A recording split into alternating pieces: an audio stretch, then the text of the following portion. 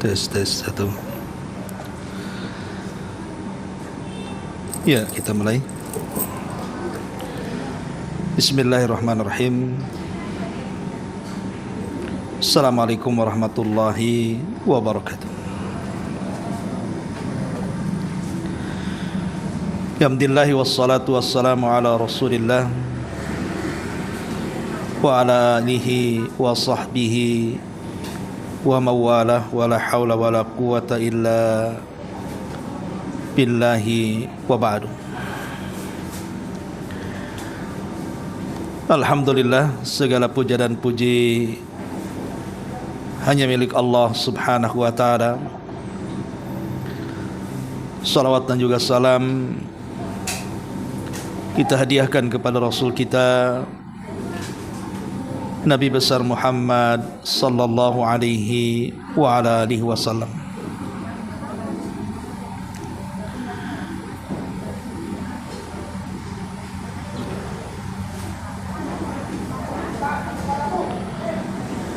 Alhamdulillah, di sore hari ini karena informasi terakhir dari Ummu Reza, kitab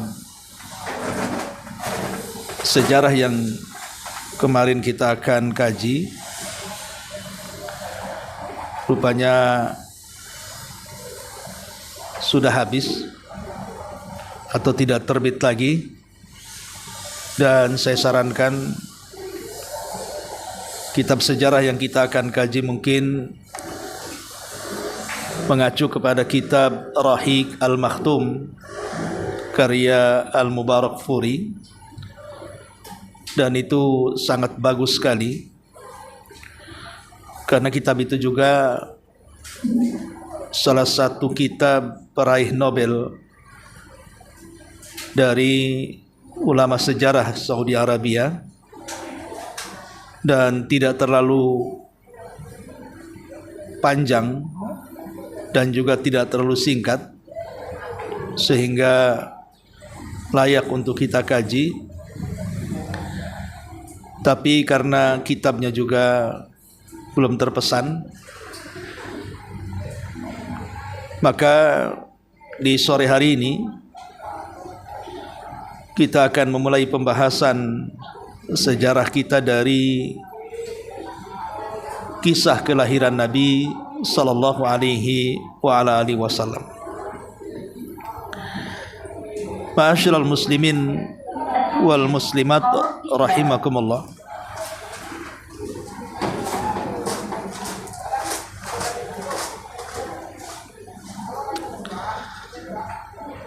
Tes satu. Ya. Baik, dari mana kita akan memulai kajian sejarah ini? Kita akan memulai dari kisah di dalam Al-Quran yang sangat erat sekali. Pertama, kisah yang disebutkan dalam surah Al-Buruj, dan yang kedua, kisah yang disebutkan dalam Ashabul Fil. Dua kisah ini sangat erat kaitan dengan peristiwa kelahiran Nabi sallallahu alaihi wasallam. Adapun di dalam surah Al-Buruj, kisah itu disebut kisah Ashabul Uhdud.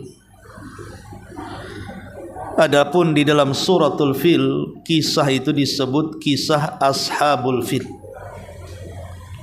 Dan sekali lagi dua-duanya ada erat kaitan dengan kisah kelahiran Rasul kita Muhammad sallallahu alaihi wa ala alihi wasallam.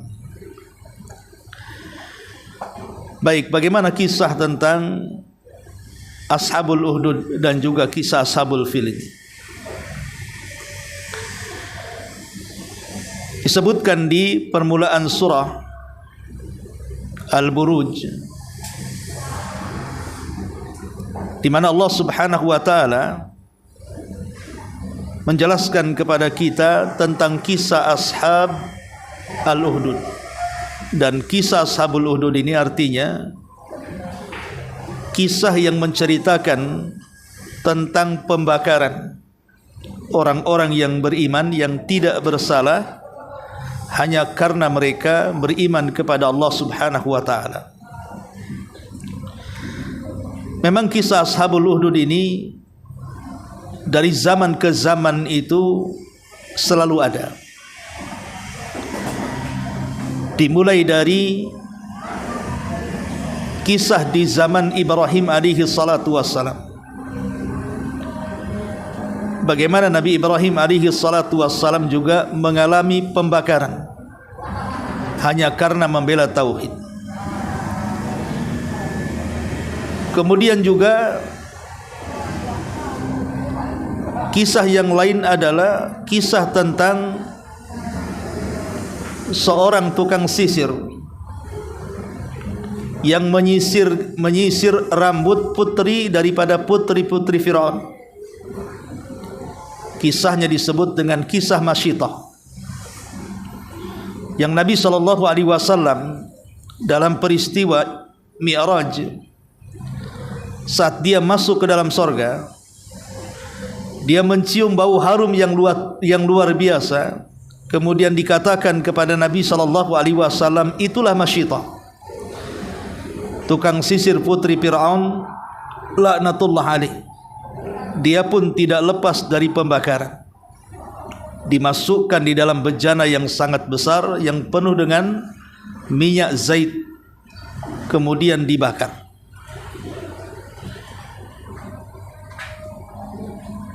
Kemudian juga kisah pembakaran itu terjadi juga pada kisah ashabul Uhdud yang kita akan ceritakan. Bagaimana kisahnya? Di dalam suratul Buruj Allah Subhanahu wa taala berfirman, Qutila ashabul Uhdud an-nari dzatil waqud idhum 'alaiha qu'udun wa hum 'ala ma yaf'aluna bil mu'minina syuhud wa ma naqamu minhum illa ay yu'minu billahil azizil hamid alladzi lahu mulkus samawati wal ard wallahu 'ala kulli syai'in syahid. Binasalah orang-orang yang membuat parit-parit berapi itu, yang dinyalakan dengan kayu bakar, ketika mereka duduk-duduk di sekitarnya, sedangkan mereka menyaksikan apa yang mereka perbuat terhadap orang-orang yang beriman, dan mereka tidak menyiksa orang-orang yang beriman itu, melainkan karena orang-orang yang beriman itu beriman kepada Allah yang maha perkasa lagi maha terpuji, yang mempunyai kerajaan langit dan juga bumi, dan Allah maha menyaksikan segala sesuatu. Ma'asyiral muslimin wal muslimat rahimani wa rahimakumullah. Bagaimana kisahnya? Kisah selengkapnya ini sebenarnya dicantumkan dalam sebuah hadis, di mana hadis ini dikeluarkan oleh Imam Muslim dalam nomor urut hadis ke-3005 dari seorang sahabat Nabi SAW yang bernama Suhaib radhiyallahu anhu. Jadi kisahnya, dahulu di negeri Yaman ada satu daerah yang disebut dengan Najran. Dan Najran ini rata-rata masyarakatnya mereka beriman kepada Allah Subhanahu wa taala, beragama dengan agama Nabi Isa alaihi salatu wassalam. Karena di zaman itu tidak ada agama yang paling benar kecuali orang-orang Nasrani, karena Islam belum ada. Lah orang-orang Najran itu betul-betul memegang ajaran Nasrani, tapi ajaran Nasrani yang benar. yang tidak menuhankan Isa, tidak mengatakan Isa satu di antara tiga Tuhan, apalagi mengatakan Isa itu adalah Tuhan itu sendiri. Jadi mereka murni betul-betul mengikuti ajaran Isa bin Maryam, mentauhidkan Allah Subhanahu wa taala. Disitulah seorang raja memimpin negeri ini. Raja ini namanya Dzu Nuwas. Biasa raja Yaman, mereka kalau digelar itu menggunakan kalimat Dzu. Seperti contohnya Dzulqarnain, dimulai dengan kalimat Dzu. Makanya ada yang mengatakan Raja Dzulqarnain itu berasal dari Yaman, karena dimulai dengan kata Dzu. Maka di sini juga ada seorang raja namanya Dzu Nuwas. Dia murtad dari agamanya, kemudian menganut Yahudi karena ingin memperluas politiknya. Karena ada padri-padri Yahudi itu menyokong dia dari belakang dan menjanjikan kekuasaan besar, bukan hanya Yaman tapi jazirah Arab secara keseluruhan akan dikuasai kalau dia beralih agama.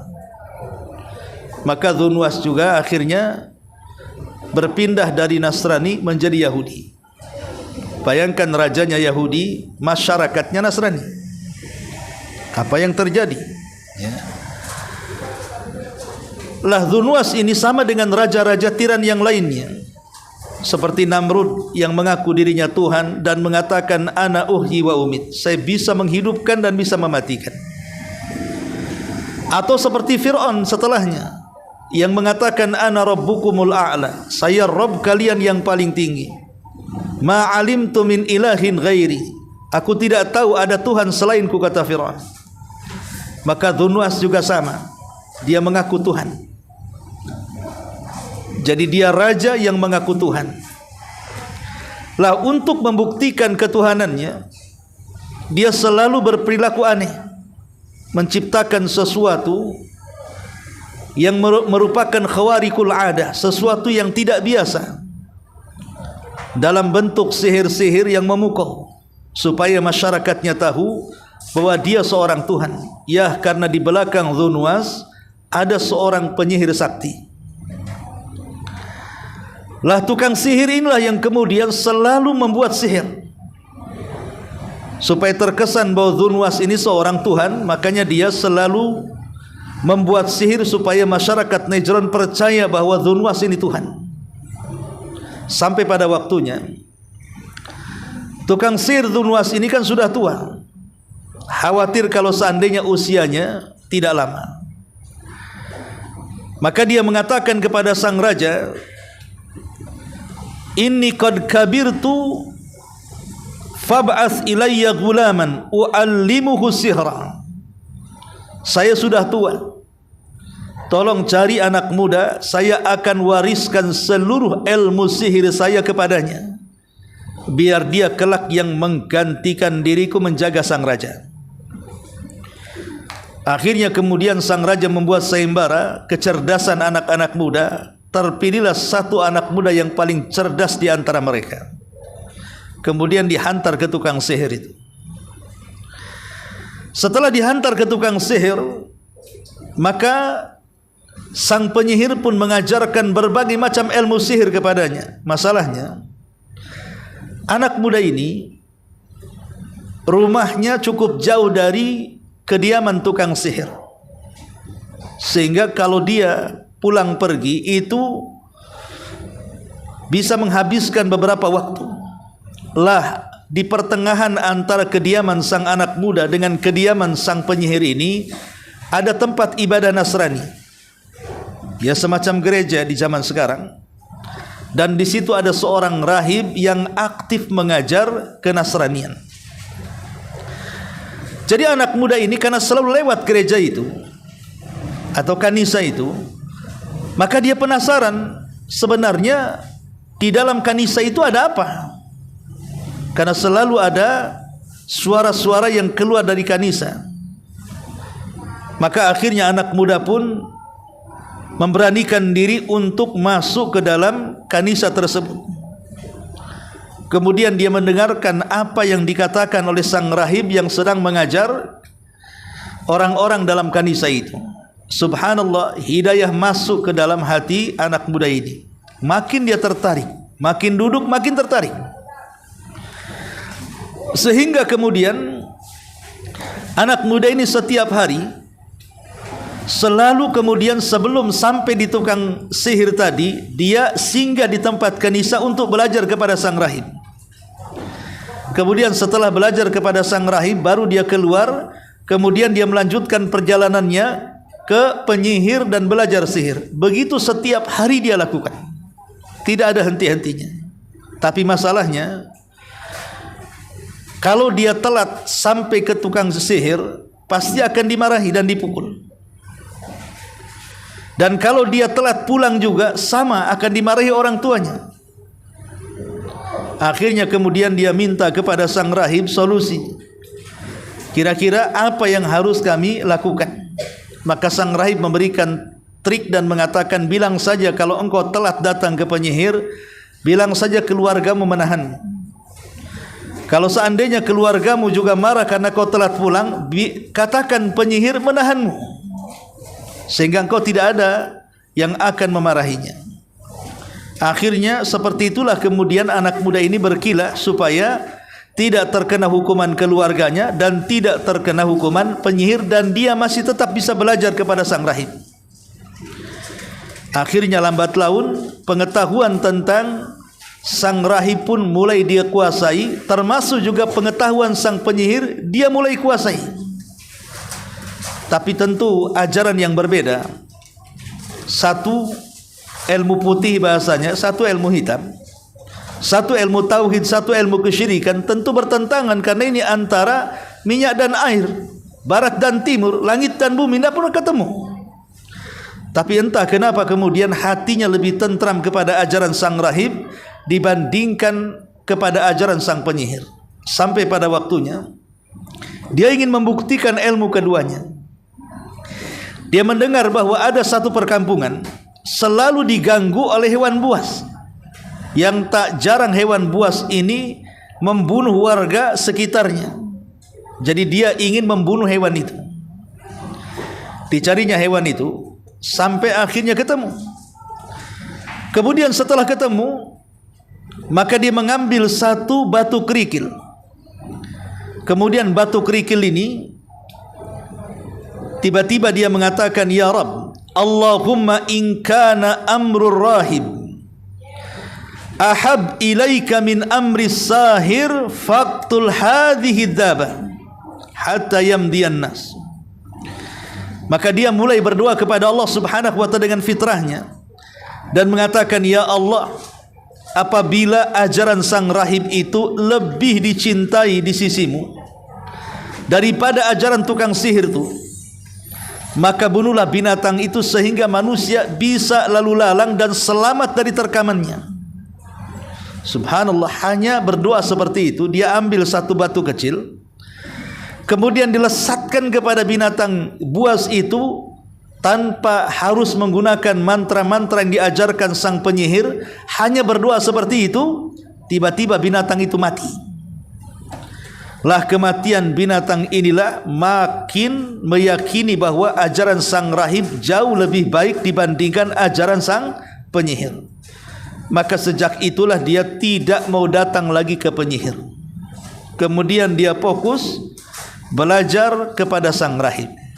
Sampai pada waktunya sang rahib mengatakan, ya bunayya, antal yawma afdalu minni, qad balagha min amrika ma arah, wa innaka satubtala fa ini betulita fala tadullu alayya.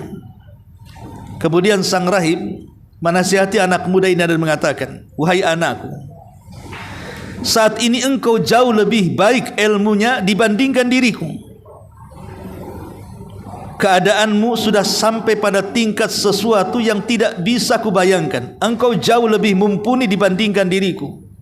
Tapi kata sang rahib ini mengatakan, engkau di masa depan akan mendapatkan banyak ujian. akan mendapatkan banyak cobaan. Kalau seandainya prediksiku benar, maka tolong jangan pernah menyebut-nyebut namaku.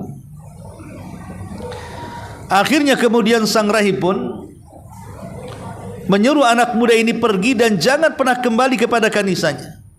Disuruh untuk mendakwahkan ajarannya. Sejak itulah anak muda berdakwah kepada manusia, menyebarkan agama Nasrani dengan cara membuat pengobatan di sana sini, sehingga dia sanggup mengobati orang buta, sanggup mengobati orang berpenyakit kulit, bahkan menyembuhkan orang yang cacat permanen, bahkan macam-macam penyakit bisa disembuhkannya.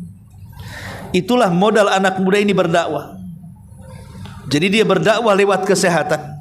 Jadi setiap ada orang yang datang kepadanya minta disembuhkan penyakitnya, maka dia katakan, engkau harus beriman dulu kepada Allah Tuhanku, baru aku akan meminta kepada Allah Tuhanku untuk menyembuhkan dirimu. Akhirnya banyak orang yang beriman diam-diam. Karena bagaimanapun kalau iman sampai terang-terangan, maka mereka akan dibunuh oleh raja yang tiran yang mengaku Tuhan Dzunwas itu. Makanya tanpa sadar ramai orang yang beriman tapi menyembunyikan keimanannya. Masalahnya sampai pada waktunya ada orang kepercayaan sang raja, ya sebut saja penasihat sang raja, dia mengalami kebutaan matanya, sehingga kemudian dia berusaha untuk mencari tabib dari berbagai macam daerah, tidak kunjung mampu menyembuhkannya. Sampai satu hari dia mendengar ada anak muda lihai dalam perobatan, sanggup mengobati banyak penyakit, bahkan penyakit buta sekalipun, bahkan penyakit permanen dia bisa menyembuhkannya. Penasaranlah sang penasihat raja ini. Akhirnya kemudian meminta dicarikan anak muda itu untuk mengobati kedua matanya. Setelah kemudian dicari dan ketemu, maka sang penasihat raja meminta kepada anak muda ini untuk disembuhkan penyakitnya. Tetapi kemudian anak muda ini mengatakan, innila ushfi ahadan innama yashfillah fa in anta amanta billah da'autullah fasyafak. Kemudian anak muda ini mengatakan, wahai sang penasehat, aku ini tidak pandai menyembuhkan siapapun. Yang menyembuhkan adalah Allah. Tapi jika engkau beriman kepada Allah Subhanahu wa ta'ala, aku akan meminta kepada Allah supaya penyakitmu disembuhkan. Entah kenapa kemudian sang penasihat raja ini sangat yakin dengan anak muda itu. Fa'amanna billahi fasyafahullahu. Dia pun beriman dan Allah pun sembuhkan kedua matanya. Akhirnya bisa melihat lagi. Ya. Satu hari ketika ada pertemuan sang raja, sang penasihat ini ikut duduk di samping sang raja. Sang raja heran, kenapa kemudian kedua matanya tidak buta lagi?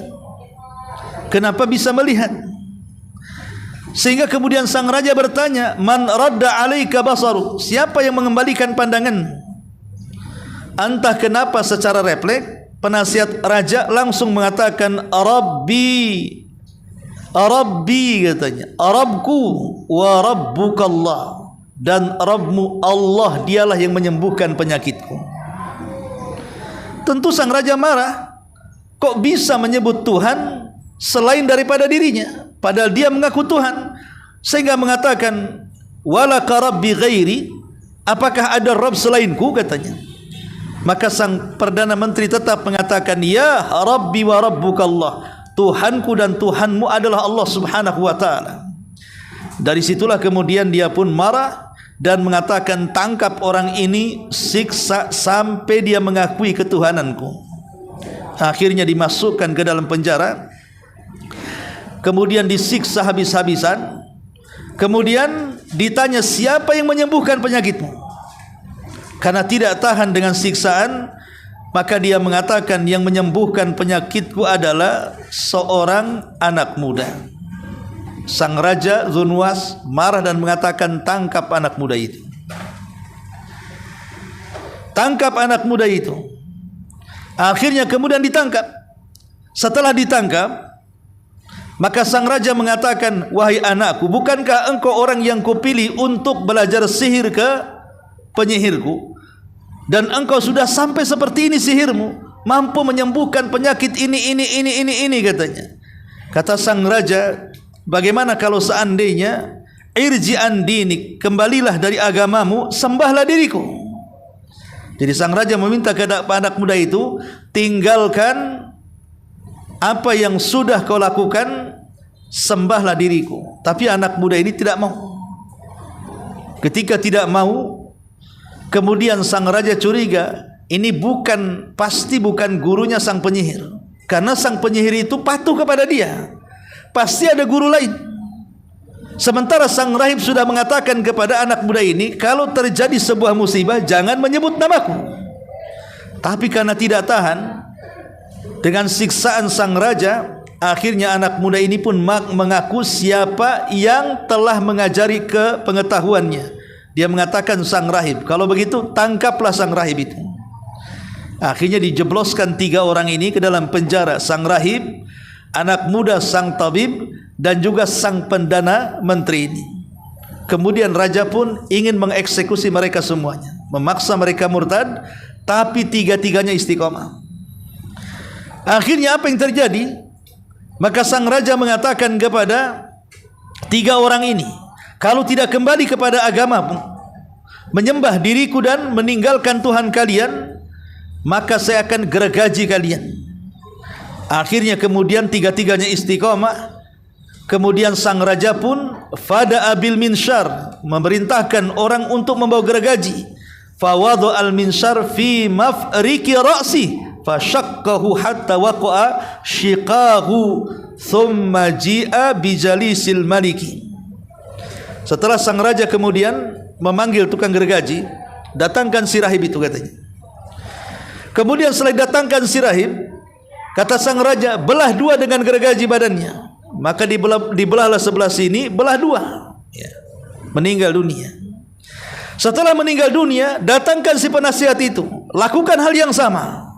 Sebelum digergaji, kata sang raja, murtadlah engkau dari agamamu, sembahlah aku. Tapi sang penasihat karena sudah beriman dengan betul-betul yakin, dia pun tidak mau murtad. Akhirnya digergaji menjadi 2, sama seperti yang dilakukan kepada sang rahib, dan dua-duanya meninggal dunia. Boleh jadi inilah yang diisyaratkan Nabi SAW dalam hadis yang cukup panjang dari Khabbab ibn Arad radhiyallahu an. Saat Khabbab ibn Arad tidak tahan, setiap hari disundut dengan besi panas oleh majikannya. Kemudian dia datang menemui Rasul yang ketika itu Rasul sedang bersandar di kiswah Ka'bah.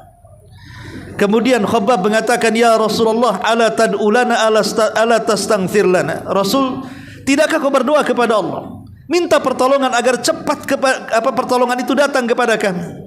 Aku sudah tidak tahan dengan besi-besi panas itu. Maka Rasul mengatakan, ya Khabbab, kemenangan itu akan datang, tapi engkau tergesa-gesa. Ingat ya Khabbab, dahulu ada orang yang dikubur hidup-hidup tapi tidak melepas keimanannya. Ada orang yang kemudian dikelupaskan daging dari tulang mereka dengan sisir besi, tidak juga meninggalkan keimanannya. Dan juga ada orang yang digergaji dengan gergaji besi sehingga terbelah 2 badannya pun tidak meninggalkan keimanannya. Boleh jadi syarat Rasul kepada kisah Ashabul Hudud, mengatakan ada manusia dulu ya Khabbab digergaji menjadi 2 tetapi tidak pernah meninggalkan keimanannya. Ya Khabbab, kemenangan akan datang kepadamu sampai orang-orang yang berjalan dari Son'a ke Hadral Maut tidak takut kecuali kepada Allah Subhanahu wa taala. Jadi Rasul sudah mengisyaratkan dari sabdanya kepada kisah Ashabul Hudud itu, dengan mengatakan dulu ada orang yang digergaji, badannya terbelah menjadi 2 tapi tidak pernah meninggalkan agamanya. Akhirnya kemudian kembali ke cerita sang raja ini. Kemudian setelah keduanya meninggal dunia, sang rahib dan sang penasehatnya, maka dia mendatangkan si anak muda dan mengatakan, irji an dinik, kembalilah dari agamamu, sembah aku. Tetapi kemudian dia pun enggan dan mengatakan, aku tidak akan menyembahmu, aku hanya menyembah Allah Subhanahu wa taala saja. Kemudian sang raja ingin memberikan hukuman yang berbeda. Bukan digergaji di belah dua, tidak.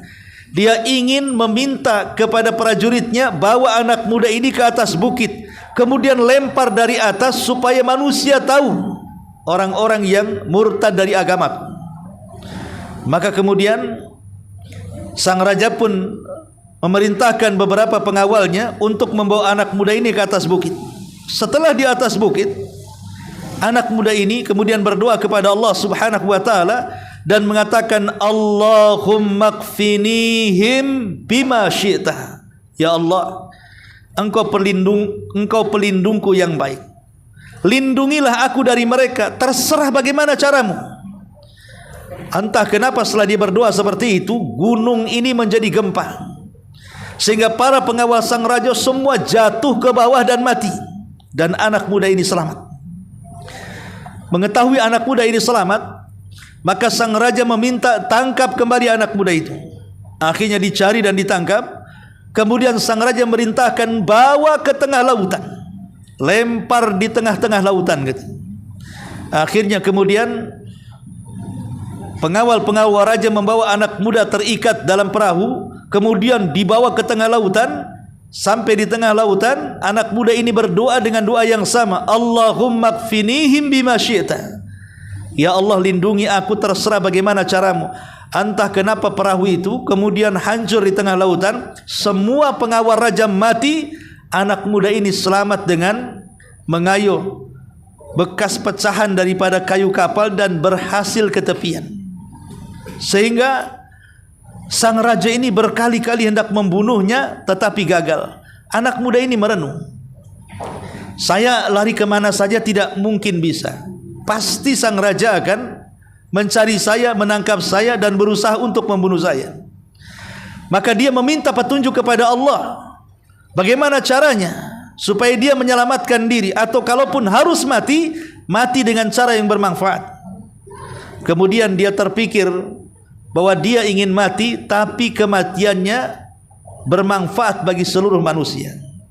Kemudian dia datang menyerahkan diri kepada sang raja dan mengatakan, sesungguhnya engkau ingin membunuhku sangat mudah sekali.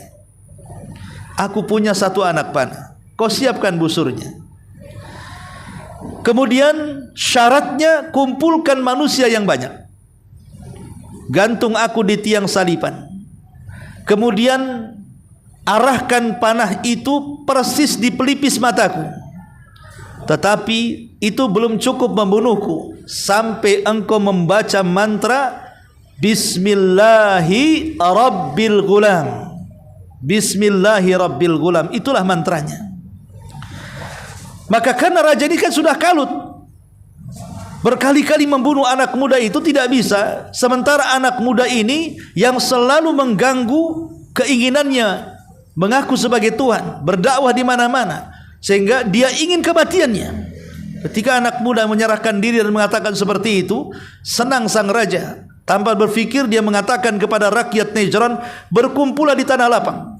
Al-Imam Ibnu Katsir rahimahullah ta'ala menyebutkan bahwa yang hadir di lapangan itu ada sekitar 20.000 lebih. Umat Najran berkumpul di lapangan itu. Maka kemudian anak muda itu digantung di tiang gantungan. Kemudian sang raja sudah menyiapkan busurnya, dan anak panah sudah diberikan sang anak muda itu.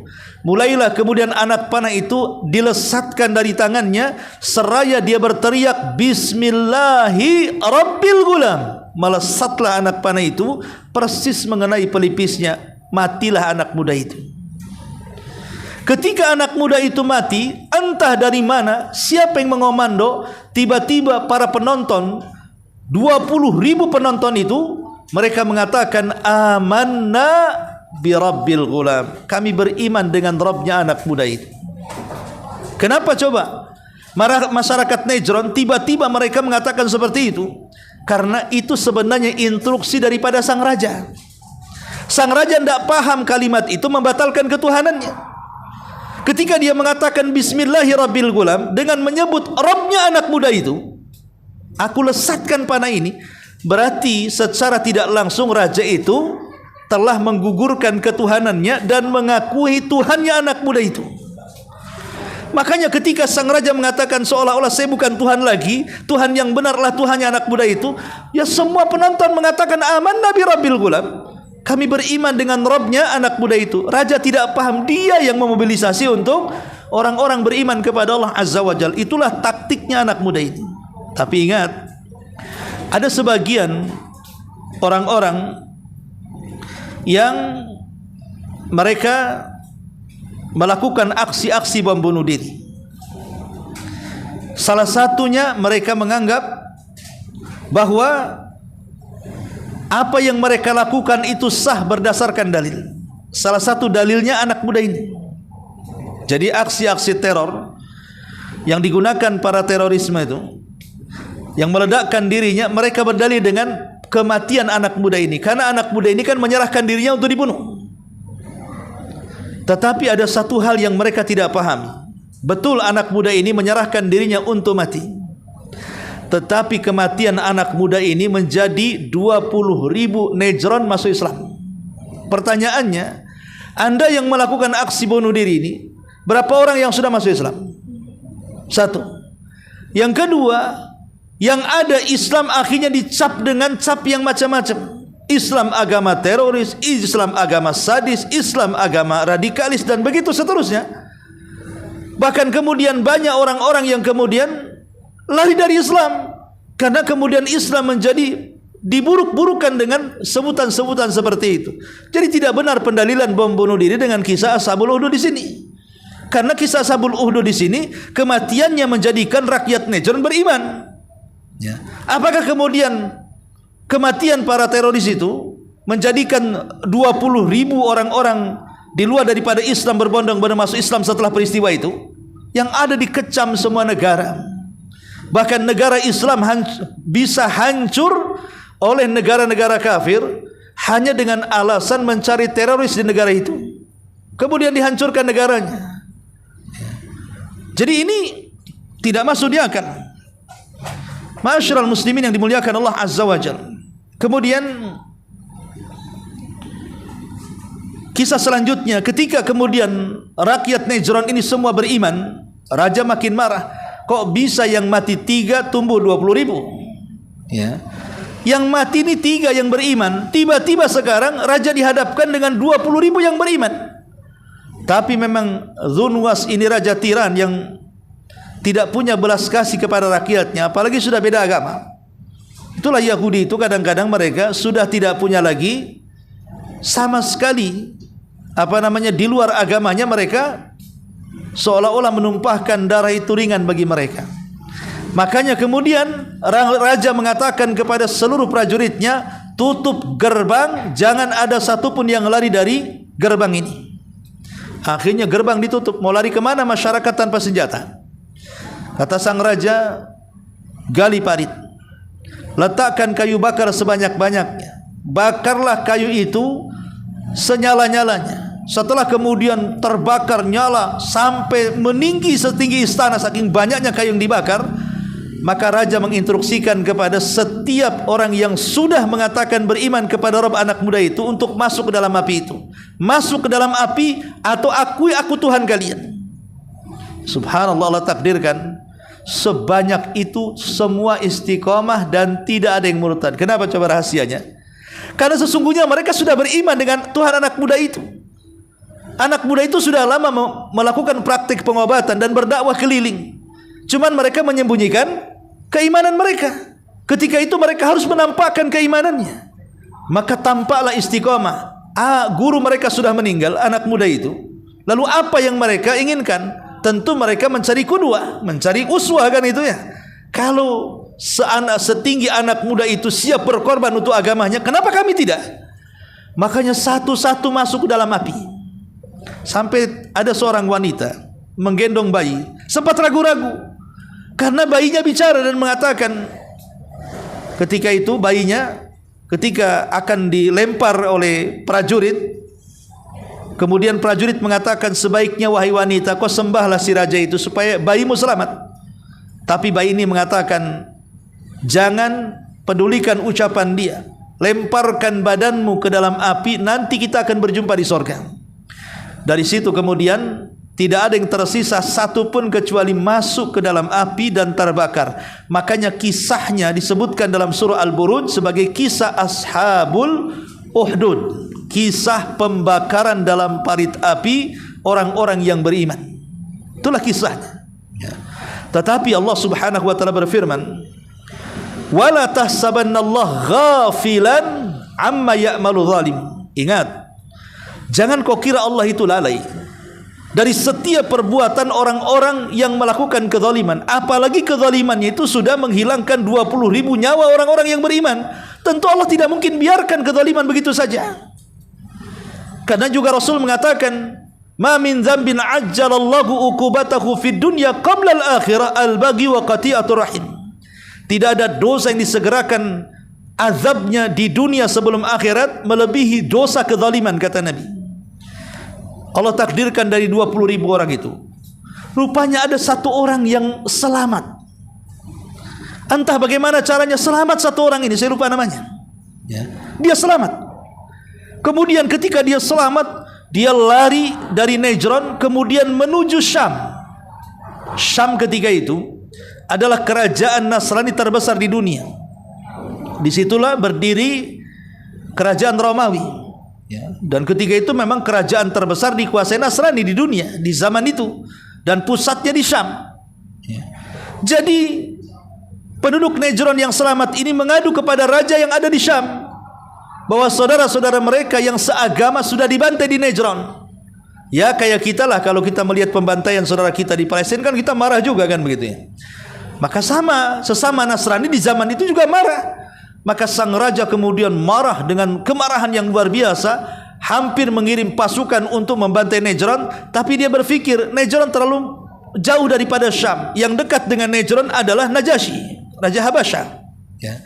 Maka Syam rajanya mengirim surat kepada koleganya, kepada sekutunya yang ada di Ahbash, Ethiopia, agar merekalah yang menyelesaikan urusan pembakaran orang-orang Nasrani di Najran. Maka dengan senang hati Najasyi, ya Najasyi di zaman itu bukan Najasyi di zaman Nabi.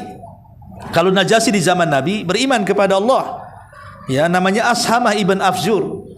Maksudnya Najasyi sebelumnya, karena Najasyi itu istilah lakob bagi raja Ethiopia. Sama dengan Romawi punya istilah raja namanya Kaisar. Kemudian Persia ada namanya Kisra gitu ya.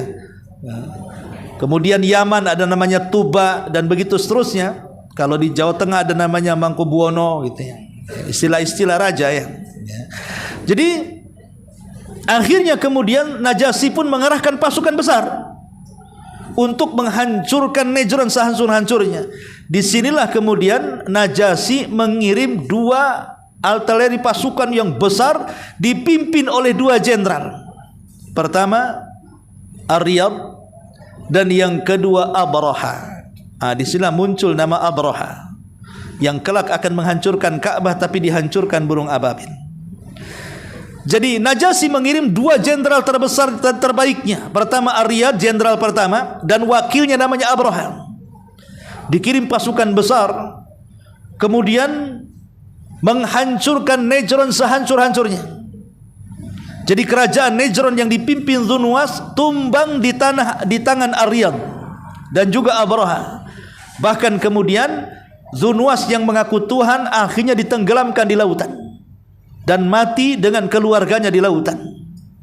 Dari sini resmi Najran yang merupakan ketika itu adalah ya ibu kota Yaman di zaman itu jatuh ke tangan orang-orang Ahbash. Lah sejak itulah Yaman dikuasai orang-orang Ethiopia. Lah ketika itu Ar-Riyad yang berkuasa karena memang dia jenderal utama. Lah Abraha ini diam-diam kemudian dia tidak suka. Kenapa dia yang memimpin? Harusnya aku. Dan tidak mungkin dalam satu gunung 2 singa. Dia harus membunuh si Ar-Riyad ini. Entah bagaimana cara dengan kepandaian politiknya si Abraha ini, ketika duel adu tanding dengan Ar-Riyad, dengan kericikannya dia bisa membunuh Ar-Riyad. Maka ketika Riyad ini mati, Abraha menjadi penguasa Najran di zaman itu. Lah Raja Najasyi mendengar kok bisa jenderal besarnya dibunuh oleh Abraha, ngamuk dia. hampir-hampir kemudian mengerahkan pasukan untuk menghancurkan Abraha. Tapi Abraha cerdas. Kalau sampai kemudian Najasyi turun tangan membawa pasukan, dia tidak akan selamat. Mau tidak mau dia harus tetap mengikut kepada Najasyi.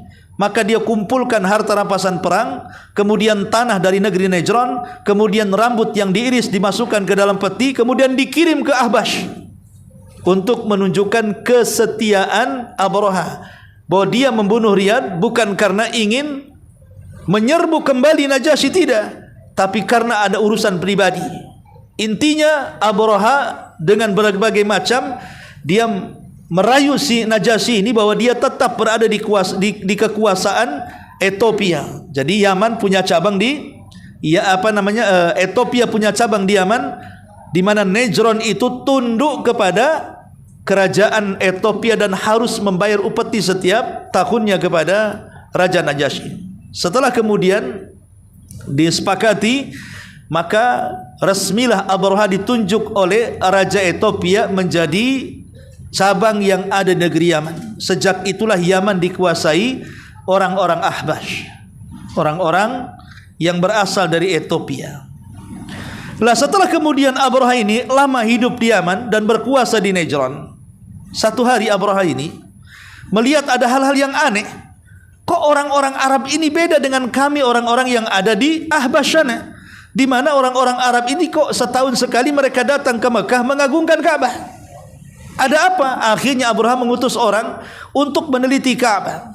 Disangkanya Abraha mungkin Ka'bah itu karena mungkin keindahannya, bangunannya yang luar biasa, yang tidak ada tandingannya dan begitu seterusnya. Itu yang dikira Abraha.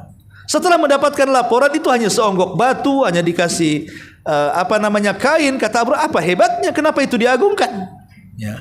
Kata Abraha, aku bisa membuat bangunan yang jauh lebih hebat dibandingkan Ka'bah, dan aku akan kembalikan seluruh pandangan-pandangan kiblat mereka ke Ka'bah, ke bangunan yang akan aku bangun, katanya. Disitulah dia berencana membuat kanisa, membuat gereja, membuat kanisa termegah di zaman itu. Sampai-sampai pembuatannya seperti zaman Romusa lah, di zaman Belanda kita ini, di mana kalau orang datang setelah fajar maka akan dipotong tangannya. Jadi mereka para pekerja Romusa itu harus datang sebelum fajar. Kalau datang setelah fajar telat sedikit saja dipotong tangannya. Sehingga kerja paksa itulah yang menjadikan kemudian orang-orang Yaman itu sangat membenci dengan orang-orang Ahbash ini. Ya sama dengan kita dengan Belanda lah kan begitu ya. Karena kita ini di kerja paksa zaman itu, kurang lebih seperti itulah. Tetapi kemudian akhirnya gereja ini dengan kerja paksa demikian rupa berhasil didirikan gereja yang paling megah, jadi kanisa yang paling tinggi, sampai-sampai tingginya kanisa itu orang-orang menyebutnya sebagai kulais namanya. Kulais itu diambil dari kalimat kolam suah. Kolam suah itu peci. Ya, saking tingginya pecinya terbang. Jadi kalau nenggak begini pecinya jatuh. Ah gini. Namanya kulais namanya. Saking tingginya itu bahasa mereka begitu. Ya, kulais saking tingginya kalau nenggak pecinya jatuh, maka disebut kulais. Ya. Itulah kanisa gerejanya Abraha di zaman itu. Ya. Lah setelah kemudian jadi diresmikan, maka Abraha mengirim surat kepada seluruh kabilah di Jazirah Arab untuk datang meresmikan gerejanya.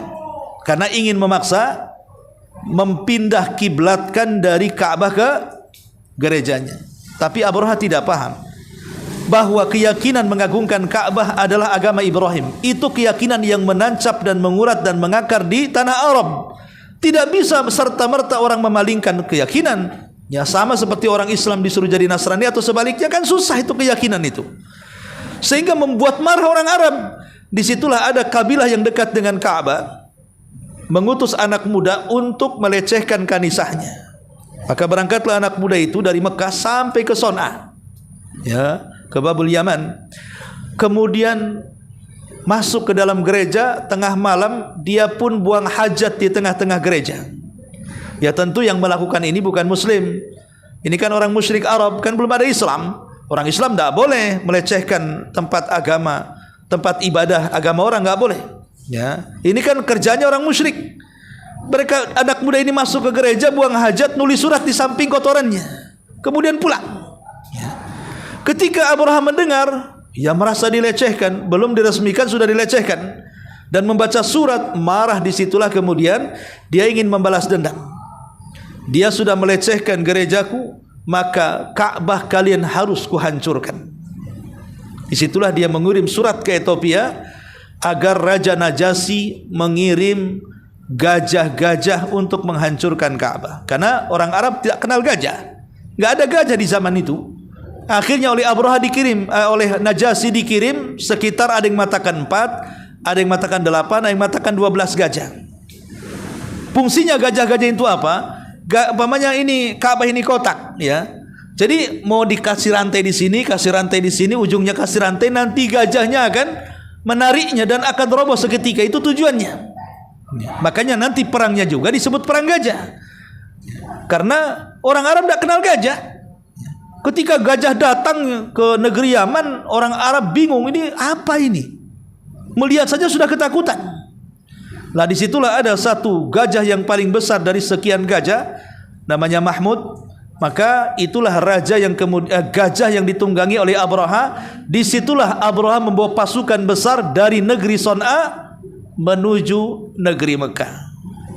Bagaimana kisahnya masih panjang, ya, karena sudah sore. Ya, saya kira ini yang bisa sampaikan. Saya kira tidak ada pertanyaan, kita nunggu sampai datang kitabnya. Subhanakallahumma bihamdika asyhadu an la ilaha illa anta astaghfiruka wa atubu ilaik. Allahu taala alam. Assalamualaikum warahmatullahi wabarakatuh.